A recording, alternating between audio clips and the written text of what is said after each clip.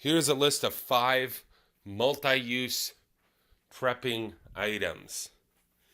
And they're all chemicals, so they're going to have their chemical formula and all that. So please let me know of any other multi-use prepping items in the comments section. I'll remind you again later. But don't forget to like and subscribe because it helps people like me out. I'm the new guy, all right? I got like 20 views on my channel. Don't be a dick, okay? And the number one spot is vinegar. Vinegar can be used as a preserving agent if you're into canning.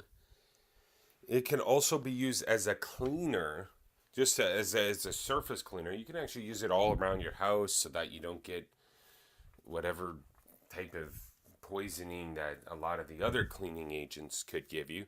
A lot of really hippie people use that. I don't disagree with them. And vinegar actually has a ton of medical uses. They date back to a long time ago, and there's too many to mention. And Bragg's apple cider vinegar is kind of like the go-to for a lot of these medical uses. Now 550 cord or paracord.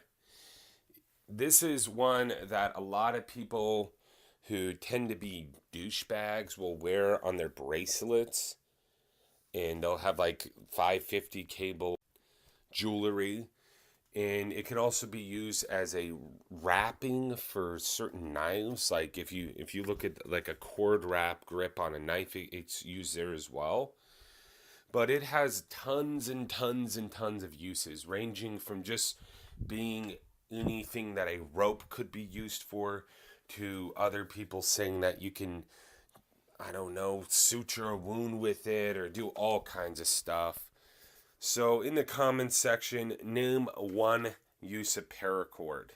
Please put that in there. And I bet you there's going to be like 5,000 different answers eventually when my YouTube channel actually gets more than 5,000 viewers in a year. But when that does happen, you'll see, oh yeah, I didn't know I could use paracord for that.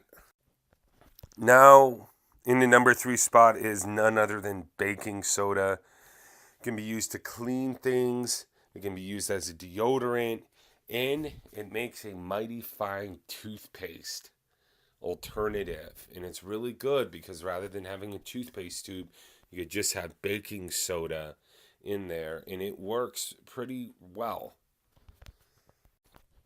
Now in the number 4 spot is one that I can find a lot of uses for, and that is ethanol, which is usually like a consumable grade. And by consumable, I mean not quite consumable. It could easily kill you if you mess it up. But Everclear is the first thing that comes to my mind, especially the Everclear that is around 95% alcohol by volume, because you don't need to have as much of it because it's stronger. It takes up a smaller area. And this stuff is can be used for a lot. It is consumable if you know what you're doing, but unless you are in a fraternity and know how to make jungle juice, I wouldn't recommend it. Unless you were in a fraternity, don't touch this stuff. All right. It can also be used as a possibly a fuel for a stove in an ethanol burning vehicle. I'm not sure about that. But it would be really bad if you have an ethanol burning truck and you're like, all right, we're 1 mile out of town and our truck ran out of gas. Let's get that bottle of Everclear out. I don't know if that would ever happen, but it could. I'm not sure if it would burn it. It can be used to start a fire. It can be used to disinfect wounds or medical implements. And it's rather explosive. And there's something called a Molotov cocktail, which you can make with Everclear. Now in the number 5 spot, we got bleach. Bleach does a lot of stuff. It can clean things, and you do got to be careful with it because unlike vinegar, it can bleach stuff. Hence the name. You're going to bleach your hair. It's a strong chemical, and it is actually strong enough to purify water with. Now, I'm not going to go in how to do that, but I am going to throw a couple things out there. Make sure whatever bleach you get is not Lavender Essence Meadows added in there. It's got to just be bleach. It can't have like bleach with Febreze, bleach with some other chemical that'll kill you if you drink a tiny bit of it. It's got to just be bleach. And you can find charts on there that'll show you the percentage of bleach on the bottle and how many drops you put to, say, a quart of water. And you might have to add a little more if the water's cloudier. The other thing about bleach is make sure that it is not expired, because that could throw off whatever measurements you're using with the water purification if the purity or the concentration of the bleach has been messed with somehow.